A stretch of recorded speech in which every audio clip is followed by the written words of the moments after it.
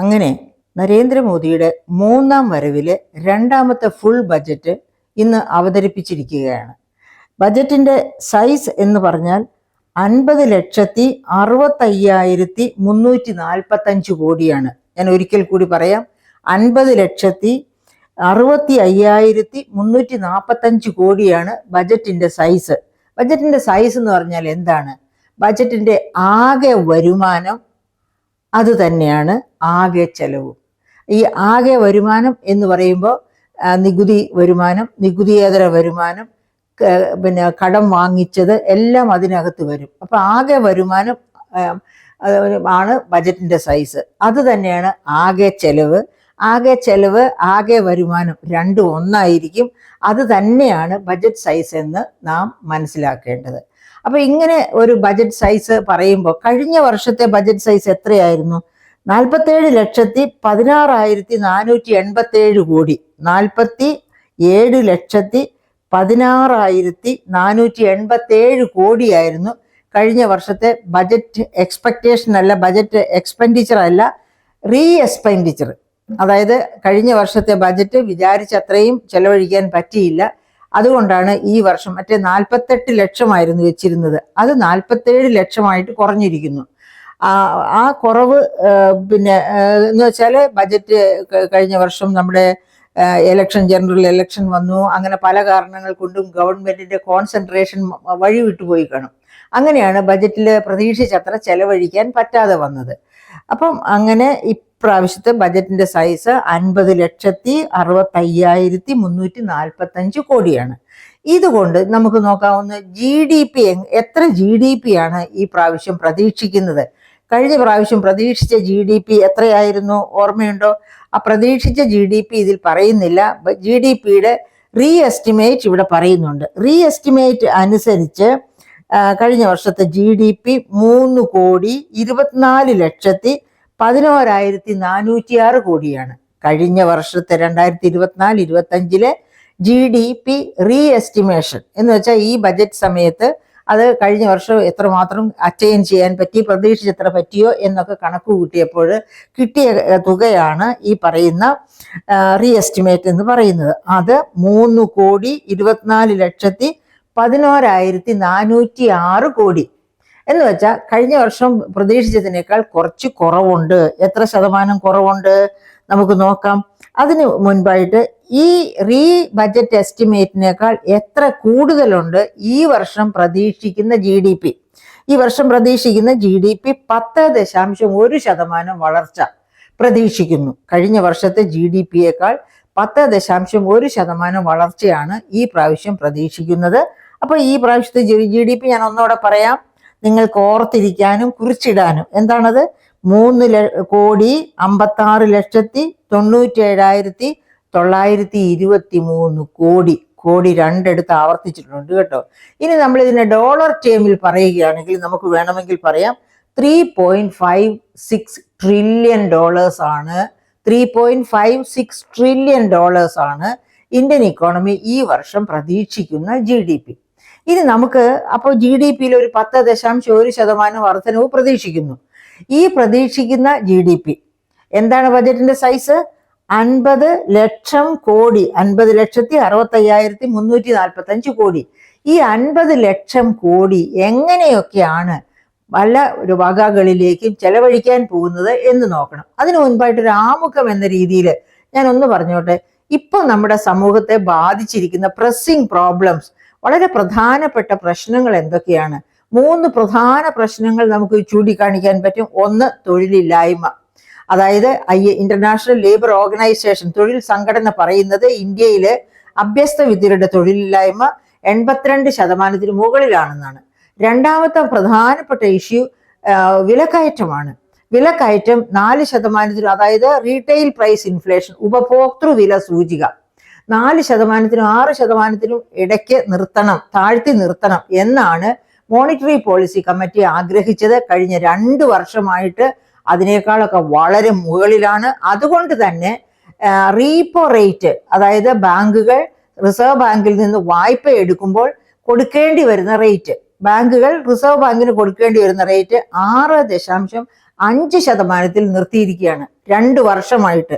ഈ 2 വർഷമായിട്ട് ഇവിടെ റീറ്റെയിൽ ഇൻഫ്ലേഷൻ വളരെ ഹൈ ആണ് എന്നതുകൊണ്ടാണത്. ഇപ്പൊ ഒരു പക്ഷേ ഈ ബജറ്റൊക്കെ പ്രസന്റ് ചെയ്ത് കഴിഞ്ഞ് മോണിറ്ററി പോളിസി കമ്മിറ്റി ഈ ഫെബ്രുവരി മാസത്തിൽ ചേരുമ്പോൾ ആ റീപ്പോ റേറ്റ് കുറച്ച് താഴ്ത്തിയേക്കാം, 5.5% റിഡ്യൂസ് ചെയ്തേക്കാം. എന്തായാലും ഇപ്പോൾ 6.5% റീപ്പോ റേറ്റ്. അതുപോലെ തന്നെ റീറ്റെയിൽ ഇൻഫ്ലേഷൻ 7% ചുറ്റുവട്ടത്തിലാണ്. അതായത് 6% കൊണ്ടുവരാൻ പറ്റിയിട്ടില്ല എന്നർത്ഥം. അപ്പൊ അങ്ങനെയുള്ള ഒരു കോണ്ടെക്സ്റ്റിൽ, അതായത് നമ്മൾ പ്രതീക്ഷിക്കുന്ന ഇനി മൂന്നാമത്തത് ഇക്കണോമിക് ഇൻഇക്വാളിറ്റി, അസമത്വം, അത് ഇന്ത്യയിൽ വർദ്ധിച്ചു വരുന്നു എന്ന് അന്താരാഷ്ട്ര ഗവേഷകർ വരെ കണ്ടെത്തി പറഞ്ഞിട്ടുണ്ട്. ഓക്കെ, അതിന് ഒരുപാട് തെളിവുകളുണ്ട്. ആ തെളിവുകളിലേക്ക് ഒന്നും പോകുന്നില്ല. അപ്പൊ ഇങ്ങനെ ഈ 50 ലക്ഷം കോടിയിലധികം ചെലവ് വരുന്ന ഒരു ബജറ്റ്, ആ ബജറ്റ് പ്രധാനപ്പെട്ട മേഖലകളിലേക്ക് എങ്ങനെയാണ് ചെലവഴിക്കാനായിട്ട് വക കൊള്ളിച്ചിരിക്കുന്നത് എന്ന് നമുക്കൊന്ന് നോക്കണം. അതാണ് നമ്മളെ സംബന്ധിച്ച് ഒരു ബജറ്റിൽ വളരെ പ്രധാനമായിട്ടും നാം അന്വേഷിക്കേണ്ടത്. അപ്പൊ അതിന് ആദ്യമായിട്ട് ഞാൻ ആരോഗ്യ മേഖല എടുക്കുകയാണ്. അപ്പൊ നമുക്ക് ആരോഗ്യ മേഖലയ്ക്ക് വേണ്ടി എന്താണ് ചെലവഴിച്ചിരിക്കുന്നത് എന്ന് നോക്കാം. ആരോഗ്യം 98,311 കോടിയാണ്. ഈ 50 ലക്ഷം കോടി, 50 ലക്ഷത്തിലധികം കോടിയിൽ നിന്ന് 98,311 കോടിയാണ് ആരോഗ്യ മേഖലയ്ക്ക് വേണ്ടി മാറ്റിവെച്ചിരിക്കുന്നത്, അലൊക്കേറ്റ് ചെയ്തിരിക്കുന്നത്. 2017 നമ്മുടെ BJP ഗവൺമെന്റ്, ഒന്നാം BJP ഗവൺമെന്റ് ഒരു ദേശീയ ആരോഗ്യ നയം പ്രഖ്യാപിച്ചിരുന്നു. അതിൽ പറഞ്ഞിരിക്കുന്നത് GDPയുടെ 2% ആരോഗ്യ മേഖലയ്ക്ക് കേന്ദ്ര ഗവൺമെന്റ് മാറ്റിവെക്കണം എന്നാണ്. അപ്പൊ നമുക്കൊന്ന് നോക്കാം, ഈ 98,311 കോടി GDPയുടെ എത്ര ശതമാനം ഉണ്ടെന്ന്. പ്രിയപ്പെട്ട സുഹൃത്തുക്കളെ, അത് വർക്കൗട്ട് ചെയ്യുമ്പോൾ നമുക്ക് കിട്ടുന്നത് 0.27% ആണ്. കഷ്ടം എന്നല്ലേ പറയാനൊക്കൂ. 2% വേണമെന്ന് 2017 നിയമം പാസാക്കിയ കേന്ദ്ര ഗവൺമെന്റ്. ആ കേന്ദ്ര ഗവൺമെന്റിന്റെ 2025-26 ബജറ്റില് 0.27% ആണ്. അതായത് ഈ നിയമം ഉണ്ടാക്കിയവർ തന്നെ ആ നിയമം വയലേറ്റ് ചെയ്യുന്നുവെങ്കിൽ സംസ്ഥാന ഗവൺമെന്റുകളുടെ കാര്യം പറയാനുണ്ടോ? സംസ്ഥാന ഗവൺമെന്റുകൾ ബജറ്റിൽ അവരുടെ GSDPയുടെ 8% ആരോഗ്യ മേഖലയ്ക്ക് മാറ്റിവെക്കണം എന്നാണ് പറഞ്ഞിരിക്കുന്നത്. പക്ഷെ കേന്ദ്രം പറഞ്ഞ 2% പോയിട്ട് 0.28% ആണ് മാറ്റിവെച്ചിരിക്കുന്നത് എന്ന് പറയുമ്പോൾ കേന്ദ്ര ഗവൺമെന്റ് ഈ രാജ്യത്തെ ജനങ്ങളുടെ, പ്രത്യേകിച്ച് പാവപ്പെട്ടവരുടെ ആരോഗ്യ മേഖലയ്ക്ക് വേണ്ടി എന്ത് കരുതലാണ് കൊടുക്കുന്നത് എന്ന് നമുക്ക് അന്തം വിട്ടുപോകും. അതുപോലെ വേറൊരു രംഗം നമുക്ക് എടുക്കാം. നമുക്ക് നമ്മുടെ കാർഷിക മേഖലയുടെ മാറ്റിവെക്കല്, അതായത് 2025-26 ആകെ മാറ്റിവെച്ചിരിക്കുന്നത് 1,71,437 കോടിയാണ്. 1,71,437 കോടിയാണ്. അത് കഴിഞ്ഞ വർഷത്തേക്കാൾ 21% വർധനവുണ്ട് കേട്ടോ. കഴിഞ്ഞ വർഷത്തേക്കാൾ 21% വർധനവുണ്ട്. പക്ഷെ ആ വർധനവ് GDPയുടെ എത്ര ശതമാനം എന്ന്, സോറി, ഞാൻ വർക്കൗട്ട് ചെയ്തില്ല. വർക്കൗട്ട് ചെയ്യണത് ഇപ്പോഴാണ് ഓർത്തത്, അതുകൊണ്ട് ഞാനത് വർക്കൗട്ട് ചെയ്യുന്നില്ല. പക്ഷെ അടുത്ത ഒരു വീഡിയോയിൽ ഞാൻ തീർച്ചയായിട്ടും അത് ചെയ്തിരിക്കും. അപ്പം ഈ 21.7% വർധനവ് കാർഷിക മേഖലയ്ക്ക് ഉണ്ട് എന്ന് പറയുമ്പോൾ അത് എവിടെയൊക്കെയുള്ള കാർഷിക മേഖലയ്ക്കാണ്? വലിയ ഉണർവാണ് ബീഹാറിന് കൊടുത്തിരിക്കുന്നത്. അതുപോലെ മറ്റു പല സംസ്ഥാനങ്ങൾക്കും കൊടുത്തിട്ടുണ്ട്. ഓവറോൾ ആയിട്ട് നോക്കുമ്പോൾ ഈ 21.7% ബജറ്റിലെ വർധനവ് കേരളം പോലെയുള്ള സംസ്ഥാനങ്ങൾക്ക് ലഭ്യമാകുമോ എന്ന് ഒരു ഉറപ്പുമില്ല. കാരണം അതിനകത്ത് ഈ മനുഷ്യമൃഗ സംഘർഷ മേഖലകളിലെ സംരക്ഷിക്കാൻ വേണ്ടി ഇത്ര കോടി മാറ്റിവെക്കും, അങ്ങനെ ഒന്നും പറയുന്നില്ല. അപ്പൊ കേരളം പോലെയുള്ള സംസ്ഥാനങ്ങൾക്ക് എന്ത് കിട്ടുമെന്ന് നമുക്ക് ഇപ്പോഴും ഉറപ്പില്ല. പക്ഷെ ഒരു കാര്യം, 21% വർധനവുണ്ട്. അന്നേരം നമ്മൾ ഓർക്കേണ്ട മറ്റൊരു പ്രധാനപ്പെട്ട കാര്യമുണ്ട്. ഇന്ത്യയിൽ 48.8% ജനങ്ങൾ ജീവനോപാധി കണ്ടെത്തുന്ന അല്ലെങ്കിൽ തൊഴിൽ കണ്ടെത്തുന്ന മേഖലയാണ് കാർഷിക മേഖല. അപ്പൊ ഈ കാർഷിക മേഖലയ്ക്ക് ഈ മാറ്റിവെച്ചിരിക്കുന്ന 1,71,437 കോടി എന്ന് പറയുന്നത് പരമ തുച്ഛമായ തുക എന്ന് മാത്രമേ എനിക്ക് പറയാൻ പറ്റൂ. കാരണം പകുതിയോളം ജനങ്ങൾ തൊഴിൽ കണ്ടെത്തുന്നു. ഇന്ത്യയുടെ മുഴുവനും ഭക്ഷ്യ സുരക്ഷ ഈ കാർഷിക മേഖല എത്തുന്നു. അതുപോലെ തന്നെ ഭക്ഷ്യസുരക്ഷ മാത്രമാണോ, നമ്മുടെ മിൽക്ക്, നമ്മൾ ഈ മില്ലേനിയം ഡെവലപ്മെന്റ് ഗോള് പൂർത്തിയാക്കേണ്ട കാലമായി വരികയാണ്. എന്നിട്ടും കഴിഞ്ഞ ദിവസം പുറത്തുവിട്ട സ്റ്റാറ്റിസ്റ്റിക്കൽ സർവേ ഓർഗനൈസേഷന്റെ കണക്കനുസരിച്ച് ഇവിടുത്തെ 30%, താഴെത്തട്ടിലെ 30% ജനങ്ങൾക്ക് ആകെ പാലുൽപാദനത്തിൽ 1-ാം സ്ഥാനത്തുള്ള രാജ്യമാണ് ഇന്ത്യ. പക്ഷെ ആകെ പാലുൽപാദനത്തിന്റെ 18% മാത്രമാണ് താഴെ തട്ടിലുള്ള 30% ജനങ്ങൾ. അവർ അതിദരിദ്രരാണ്, അവർക്ക് ലഭിക്കുന്നത്. അപ്പൊ അവർ പോഷക മൂല്യത്തോടു കൂടി അല്ല വളരുന്നത്. അവരുടെ കുട്ടികൾ പോഷകാഹാര ദാരിദ്ര്യത്തോടു കൂടിയാണ് വളരുന്നത്. അപ്പൊ ആ മേഖലയ്ക്കൊക്കെ വേണ്ടത്ര പ്രാധാന്യം കൊടുക്കാൻ ഈ 1,71,000 കോടിയുടെ ബജറ്റ് പോരാ. തീർച്ചയായിട്ടും കാർഷിക ബജറ്റ് അപര്യാപ്തം. കഴിഞ്ഞ വർഷം വളരെ അപര്യാപ്തമായിരുന്നു, ഈ വർഷവും അത് അപര്യാപ്തം തന്നെ. പക്ഷെ കഴിഞ്ഞ വർഷത്തെ ബജറ്റിന് ഒരു പ്രത്യേകതയുണ്ടായിരുന്നു. ജൂലൈയിലെ ബജറ്റ് കൊണ്ടുവന്ന് ജൂലൈക്കും നമ്മൾ ഇപ്പൊ നിൽക്കുന്ന മാസത്തിനും ഇടയ്ക്ക് ഒരു വർഷം ഇല്ല. അപ്പൊ ആ കുറഞ്ഞ കാലത്തിനായിരുന്നു എന്ന ഒരു സമാധാനമുണ്ട്. ഇത് അടുത്ത ഫെബ്രുവരി വരെ, അതായത് കൃത്യമായിട്ടും ഒരു വർഷത്തേക്കുള്ള ബജറ്റാണ് ഇപ്പോൾ പാസ്സാക്കിയിരിക്കുന്നത്. അതുകൊണ്ട് കാർഷിക മേഖലയ്ക്ക് കൊടുത്തിരിക്കുന്ന ഊന്നൽ പോരാ. അത് മാത്രവുമല്ല, എന്നെ പോലെയുള്ളവരുടെ കാർഷിക മേഖലയെ പിന്തുണയ്ക്കണം എന്ന ആഗ്രഹമുള്ളവരുടെ താല്പര്യം എന്താണ്? ഒരു കാർഷിക ബജറ്റ് തന്നെ കേരളം, ഇന്ത്യ പോലെയുള്ള ഒരു രാജ്യത്തിന് വേണം. എന്താണ് ഇന്ത്യയുടെ പ്രസക്തി? ഇന്ത്യ പോലെയുള്ള രാജ്യം എന്ന് പറയുമ്പോൾ ലോകത്തെ 1-ാമത്തെ ജനസംഖ്യ രാഷ്ട്രമാണ് ഇന്ത്യ. അതുകൊണ്ട് തന്നെ കാർഷിക മേഖലയ്ക്ക് കൊടുക്കുന്ന ഊന്നൽ വളരെ വലുതായിരിക്കണം.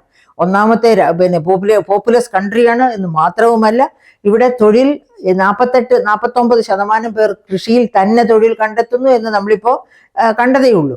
അപ്പം അങ്ങനെയുള്ള ഒരു രാജ്യത്ത് കാർഷിക മേഖലയ്ക്ക് മാറ്റിവെച്ചിരിക്കുന്ന തുക തീർത്തും അപര്യാപ്തമാണ് എന്ന് പറയാതെ നിവൃത്തിയില്ല. ഇനി ആ കാർഷിക മേഖലയുടെ തന്നെ നട്ടെല്ലായ ചില മേഖലകൾ നമുക്ക് നോക്കാം, സബ്സിഡികൾ നമുക്ക് നോക്കാം. കെമിക്കൽ ഫെർട്ടിലൈസർ സബ്സിഡി ഇന്ത്യ എങ്ങനെയാണ് ഭക്ഷ്യസുരക്ഷയിലേക്ക് കാലുവെക്കുന്നത്? കെമിക്കൽ ഫെർട്ടിലൈസേഴ്സ്, ജലം എന്നിവ നല്ലവണ്ണം ഉപയോഗിച്ച് പുതിയ കൃഷി സമ്പ്രദായത്തിലേക്ക് മാറിയത് കൊണ്ടാണ് ഇന്ത്യ ഭക്ഷ്യ സുരക്ഷയിൽ എത്തിയത്. അതിനു മുൻപ് കോടിക്കണക്കിന് ആൾക്കാര് കാലാവസ്ഥാ വ്യതിയാനം കൊണ്ട് കൃഷി നശിച്ച് പട്ടിണി കിടന്ന് മരിക്കുന്ന ഒരു രാജ്യമായിരുന്നു. അല്ലെങ്കിൽ അമേരിക്കയിൽ നിന്നുള്ള PL480 ധാന്യം കഴിച്ച് ജീവിക്കേണ്ട ഒരു രാജ്യമായിരുന്നു. ആ രാജ്യത്തെ ഭക്ഷ്യസുരക്ഷയിലേക്ക് മാത്രമല്ല, ഭക്ഷ്യോൽപ്പന്നങ്ങൾ കയറ്റി അയക്കുന്ന ഒരു രാജ്യമാക്കി മാറ്റി. അത് high yielding variety seeds, chemical fertiliser എന്നിവയുടെ വെള്ളം, ഈ പറയപ്പെട്ട 3 കാര്യങ്ങൾ കൊണ്ടുമാണ് അങ്ങനെ ഒരു രാജ്യം. ആ രാജ്യത്ത് കെമിക്കൽ ഫെർട്ടിലൈസറിന് എന്ത് കൊടുത്തിരിക്കുന്നത് എന്ന് നോക്കാം പ്രിയപ്പെട്ട സുഹൃത്തുക്കളെ. 1,67,887 കോടി രൂപയാണ് കെമിക്കൽ ഫെർട്ടിലൈസേഴ്സിനായിട്ട് കൊടുത്തിരിക്കുന്നത്. അത് കഴിഞ്ഞ ബജറ്റിൽ എത്രയായിരുന്നു? 1,71,299. അതായത് ആ കഴിഞ്ഞ വർഷത്തേക്കാൾ വലിയ കുറവാണ് കെമിക്കൽ ഫെർട്ടിലൈസർ പിന്നിലുള്ള അലൊക്കേഷനിൽ വരുത്തിയിരിക്കുന്നത്. അപ്പൊ അത് വലിയ അപകടത്തിലേക്ക്, ഭക്ഷ്യസുരക്ഷയ്ക്ക് നേരെ ഓങ്ങുന്ന വാളാണ് ഈ അലൊക്കേഷൻ കുറവ് എന്ന കാര്യത്തിൽ യാതൊരു സംശയവുമില്ല. ഇനി വേറൊന്ന് പറയാം, ഫുഡ് സബ്സിഡി എത്രയാണ് മാറ്റിയത്? ഫുഡ് സബ്സിഡിയിൽ കുറച്ച് വർധനവ് വരുത്തിയിട്ടുണ്ട്. 20,03,420 കോടിയാണ് ഫുഡ് സബ്സിഡി ആയിട്ട് മാറ്റിവെച്ചിരിക്കുന്നത്. അത് കഴിഞ്ഞ വർഷം 1,97,420 കോടിയായിരുന്നു. അപ്പൊ ഫുഡ് സെക്യൂരിറ്റിക്ക് വേണ്ടി മാറ്റിവെച്ചിട്ടുണ്ട്. പക്ഷെ പിന്നെ ഭക്ഷ്യോൽപ്പന്നങ്ങൾ ഉൽപ്പാദിപ്പിച്ചാലേ സെക്യൂരിറ്റി കൊടുക്കാൻ പറ്റുള്ളൂ കേട്ടോ. അതൊരു വേറൊരു കാര്യമാണ്. ഇനി നമുക്കൊന്ന് നോക്കാം പെട്രോളിയം. നമ്മൾ പെട്രോളിയം വിലകൾ കൊടുത്ത് പെട്രോളിനും ഡീസലിനും മണ്ണെണ്ണയ്ക്കും ഒക്കെ വില കൊടുത്ത് കഷ്ടപ്പെടുക. അവിടെ എന്താ ചെയ്തിരിക്കുന്നത്? ഗവൺമെന്റിന് ഒന്ന് റെഡ്യൂസ് ചെയ്യാം, ഒരു സബ്സിഡി കൊടുത്തു കളയാം എന്ന് ലക്ഷ്യമുണ്ടോ എന്ന് നമുക്കൊന്ന് നോക്കാം. പെട്രോളിയത്തിന് 1,21,000 കോടിയാണ് സബ്സിഡിയാക്കി കൊടുക്കാൻ വേണ്ടി മാറ്റിവെച്ചിരിക്കുന്നത്. കഴിഞ്ഞ വർഷം 1,47,000 കോടിയായിരുന്നു. അപ്പോ എന്താണ്? കഴിഞ്ഞ വർഷം 1,47,000 കോടി മാറ്റിവെച്ചിടത്താണ് ഈ വർഷം 1,21,000 കോടി മാറ്റിവെച്ചിരിക്കുന്നത്. അപ്പൊ നമ്മൾ എന്ത് പ്രതീക്ഷിക്കണം? ഒട്ടും താമസിയാതെ, അതായത് ഈ ലോക്കൽ സെൽഫ് ഗവൺമെന്റ് ഇലക്ഷൻ ഒക്കെ കഴിയുമ്പോഴത്തേക്കും പതുക്കെ പെട്രോളിയം പ്രൈസസ് തല പൊക്കാൻ തുടങ്ങും. നമ്മൾ കോവിഡ് കാലത്തൊക്കെ പെട്രോളിയം പ്രൈസിന് വില കൊടുത്തതുപോലെ തന്നെ ഇനിയും പെട്രോളിനും ഡീസലിനും ഒക്കെ വില കൂട്ടി കൊടുക്കണം. തീർന്നില്ല. പെട്രോളിയം ഉൽപ്പന്നങ്ങളുടെ വില കൂടിയാൽ നമ്മളുടെ ഭക്ഷ്യോൽപ്പന്നങ്ങളുടെ മുഴുവനും വില കൂടും. കാരണം നമുക്ക് ഒന്നും കേരളത്തിൽ ഉൽപ്പാദിപ്പിക്കുന്നില്ലല്ലോ. കേരളം എല്ലാം മറ്റ് സംസ്ഥാനങ്ങളിൽ നിന്ന് കൊണ്ടുവരണം. അങ്ങനെ വരുമ്പോൾ ആ ട്രാൻസ്പോർട്ടേഷൻ ചാർജ് മുഴുവൻ കൂടും, പെട്രോളിയം ഉൽപ്പന്നങ്ങളുടെ വില കൂടുമ്പോൾ. അങ്ങനെ ഒരു വലിയ പ്രൈസ് റൈസ്, ഉപഭോക്തൃ വില സൂചിക ഉയരുന്ന ഒരവസ്ഥയിലേക്ക് ഈ സാമ്പത്തിക വർഷത്തില്, ഈ ധനവർഷത്തില് നമുക്ക് കണ്ടറിയാനും അനുഭവിക്കാനും അവസരം വന്നേക്കും. അതാണ് അവസ്ഥ. അപ്പൊ അങ്ങനെ ഹെൽത്ത്, അതിന് നമുക്കൊരു എഡ്യൂക്കേഷൻ്റെ കൂടി ഒന്ന് നോക്കിയാലോ. എഡ്യൂക്കേഷന് കഴിഞ്ഞ ബജറ്റിൽ മാറ്റിവെച്ചിരുന്നത് 1,14,054 കോടിയായിരുന്നു. ഈ ബജറ്റിൽ 1,28,650 കോടി മാറ്റിവെച്ചിട്ടുണ്ട്. പക്ഷെ അത് 1%, GDP-യുടെ 1% താഴെയാണ്. GDP-യുടെ 6% വരെ വിദ്യാഭ്യാസത്തിന് വേണ്ടി ചെലവഴിക്കണമെന്നാണ് എല്ലാ കമ്മീഷനുകളും ഗവൺമെന്റ് ഓഫ് ഇന്ത്യയോട് റിക്വസ്റ്റ് ചെയ്ത്, രാധാകൃഷ്ണൻ കമ്മിറ്റി മുതൽ മറ്റെല്ലാ ഒരു എത്രയോ കമ്മിറ്റികൾ കടന്നു പോയിരിക്കുന്നു. ആ കമ്മിറ്റികളൊക്കെ പറഞ്ഞിരിക്കുന്നത് ഒരു 6% GDP-യുടേത് വിദ്യാഭ്യാസത്തിന് മാറ്റിവെക്കണം. അതിൻ്റെ സ്ഥാനത്ത് 1% താഴെയാണ് മാറ്റിവെച്ചിരിക്കുന്നത്. പക്ഷെ കഴിഞ്ഞ പ്രാവശ്യം 0.38% ആയിരുന്നു. അതിനേക്കാൾ കൂടുതലുണ്ട് ഈ പ്രാവശ്യം. പക്ഷെ വലിയ കൂടുതലൊന്നുമില്ല, 1% താഴെ തന്നെയാണ് ഈ പ്രാവശ്യവും മാറ്റിവെച്ചിരിക്കുന്നത്. എന്നിട്ടാണ് ഒരുപാട് പ്രഖ്യാപനങ്ങൾ നടത്തിയിട്ടുണ്ട് വിദ്യാഭ്യാസ രംഗത്ത്. AI ടെക്നിക്കിനുള്ള സെന്റേഴ്സ് പോലും കൊണ്ടുവരുമെന്നാണ് പറഞ്ഞിരിക്കുന്നത്. പക്ഷെ എവിടെ ഫണ്ട് കണ്ടെത്തുമെന്ന് മാത്രം നമുക്ക് മനസ്സിലാക്കാൻ പറ്റുന്നില്ല. ഇത്ര കുറഞ്ഞ അലൊക്കേഷൻ വിദ്യാഭ്യാസ രംഗത്തിന് വേണ്ടി മാറ്റിവെച്ചിരിക്കുന്നതുകൊണ്ട്. പിന്നെ ഇനി നമുക്ക് തൊഴിലുറപ്പ് പദ്ധതി, അതായത് അസമത്വമാണ് വലിയൊരു പ്രശ്നം, തൊഴിലില്ലായ്മയാണ് അതിനേക്കാൾ വലിയ പ്രശ്നം. അപ്പൊ ഈ തൊഴിലില്ലായ്മയെ പരിഹരിക്കാൻ വേണ്ടി, അതിനൊരു ആശ്വാസം കിട്ടാൻ വേണ്ടിയാണ് 2005 UPA ഗവൺമെന്റ് എന്ത് കൊണ്ടുവന്നത്, തൊഴിലുറപ്പ് പദ്ധതി കൊണ്ടുവന്നത്. അപ്പൊ നമ്മളിപ്പോ അലൊക്കേഷൻ നോക്കുക, 86,000 കോടി. കഴിഞ്ഞ ബജറ്റിലും 86,000 കോടിയായിരുന്നു.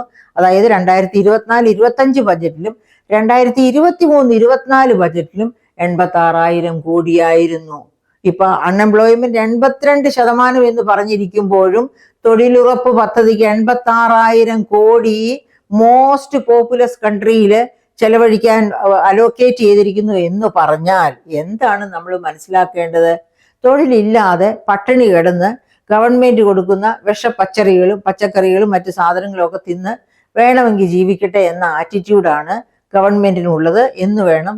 അത് മാത്രവുമല്ല, ഈ ബജറ്റ് അങ്ങോളം ഇങ്ങോളം കണ്ണോടിക്കുകയാണെങ്കിൽ ഗവൺമെന്റ് ഓഫ് ഇന്ത്യ, അതായത് പ്രൈം മിനിസ്റ്റർ നരേന്ദ്രമോദിയുടെ പേരിലുള്ള ഒരുപാട് പദ്ധതികളുണ്ട്.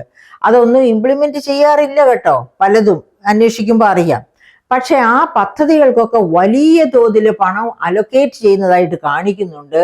അതേ സമയത്ത് UPA ഗവൺമെന്റിന്റെ കാലത്തോ മറ്റു ഗവൺമെന്റുകളുടെ കാലത്തോ കൊണ്ടുവന്ന പദ്ധതികളെല്ലാം തഴഞ്ഞ് അവയൊക്കെ ജീവിച്ചിരിക്കുന്നു എന്ന് മാത്രം. കാരണം തൊഴിലുറപ്പ് പദ്ധതി വേണ്ടെന്ന് വെച്ചാൽ കോൺസ്റ്റിറ്റ്യൂഷണൽ ഓർഡറാണ്.